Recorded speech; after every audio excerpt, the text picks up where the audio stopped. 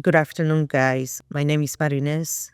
I was born with cerebral palsy, raised and born in Salinas, Puerto Rico. I was born at 7 months, 3 pounds, went down to 2 pounds. That's what I hear from my family members. I didn't crawl. I dragged myself through the floor. But even then, I was playful. I was very friendly, used to make friends and do what I did, even when I couldn't move around like other babies will usually do at that age. I didn't walk until the age of 2.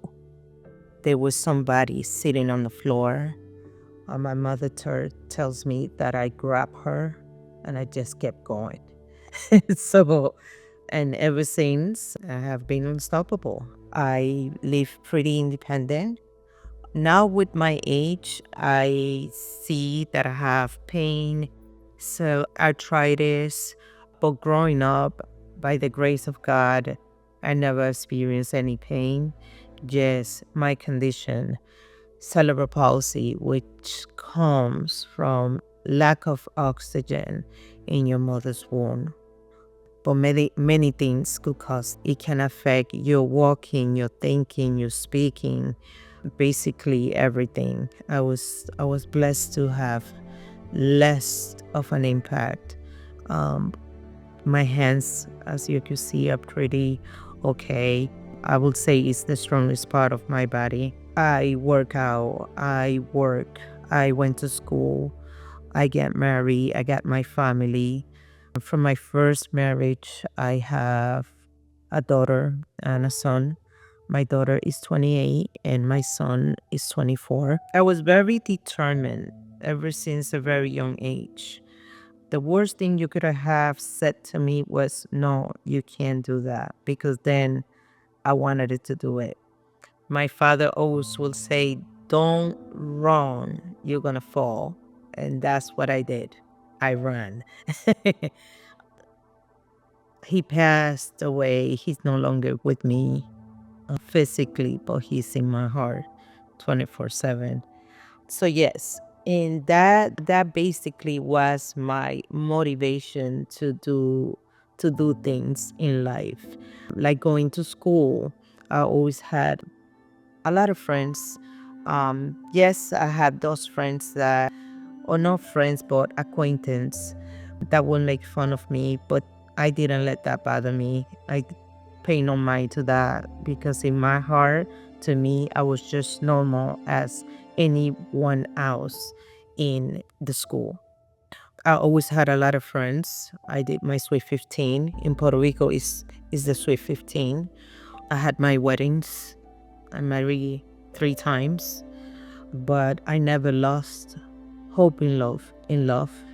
And I believe that there's always somebody out there who's gonna love you, validate you, and respect you just for who you are, and you don't have to change. You could just be you and see, where that takes you. I think you could live a life happier just by being you and not pretending to be happy or pretending to be someone else. I came to the United States at the age of 14 to visit my aunt, who was like my mom.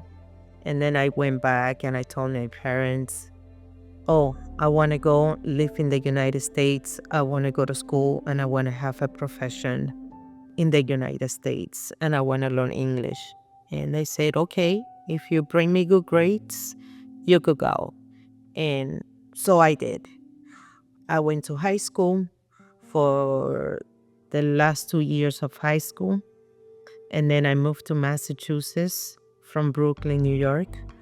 And I decided to go to college, learn English as my second language, get married.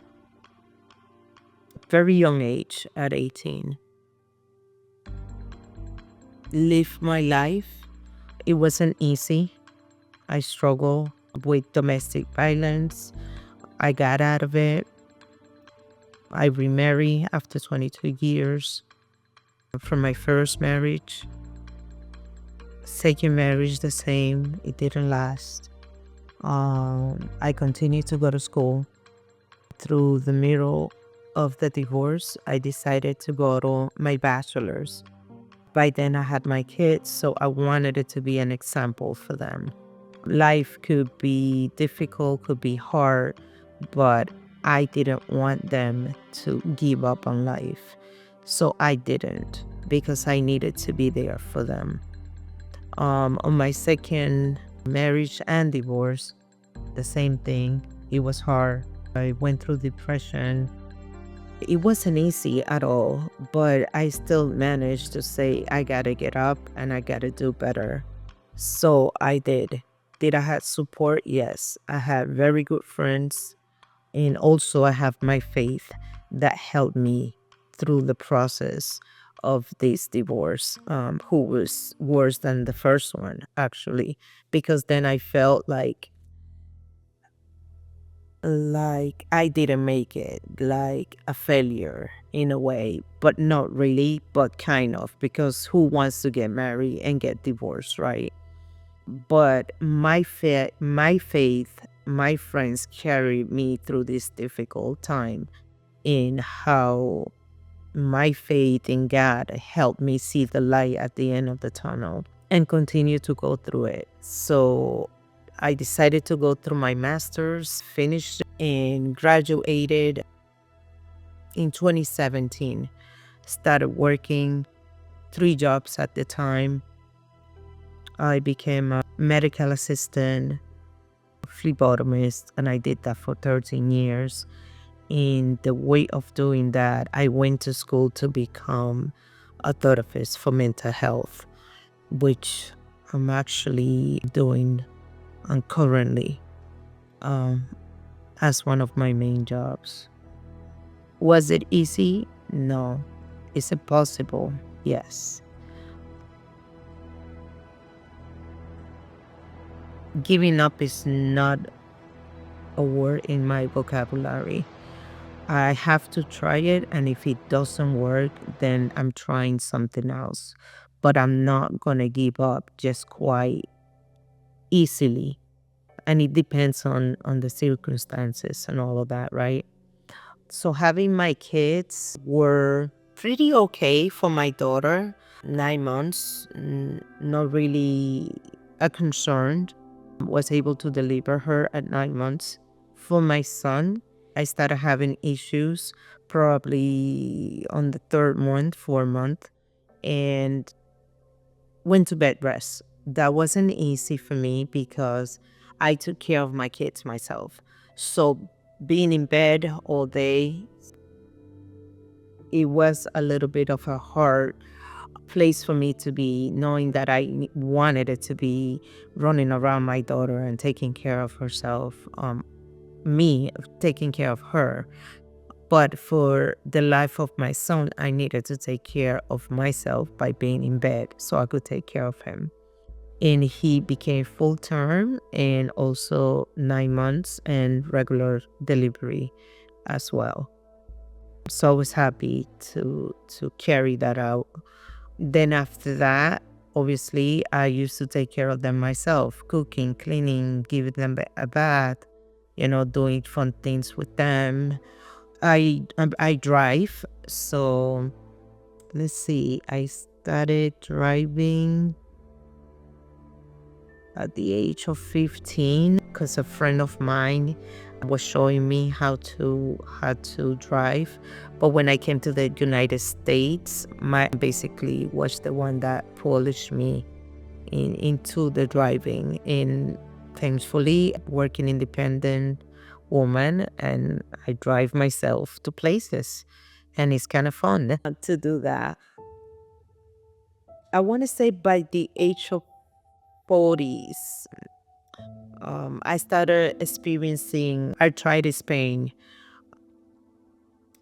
and issues with my mobility.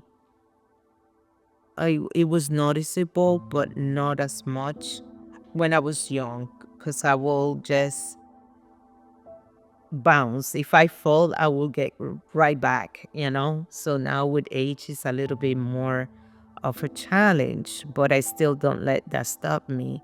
I still work out, go to the gym, ride my regular bike and my motorcycle, because those are fun things that I like to do. I like to be around my family and friends, obviously, and my kids, right?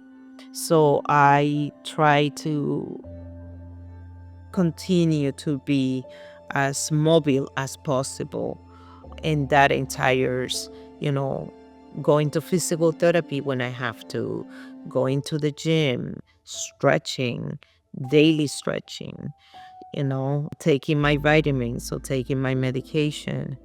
Um, that also plays a part in how you could feel better and not waste so much time in feeling in pain or agony.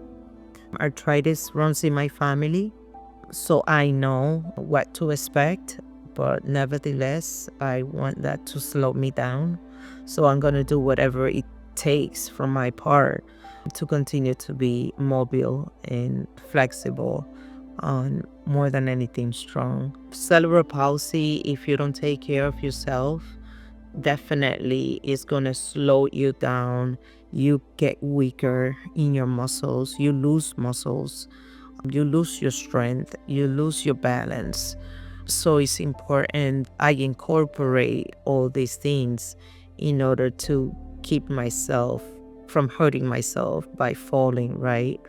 And especially when you are getting older, falls are very dangerous. So it's important for anybody who has cerebral palsy or any kind of health conditions with mobility to work out in order to stay stronger and in balance. My advice for anyone living with any type of disability is to never give up, is to always find a way to get things that you would like to do. It would be different from other people, but you're still getting them done, and that's what is important.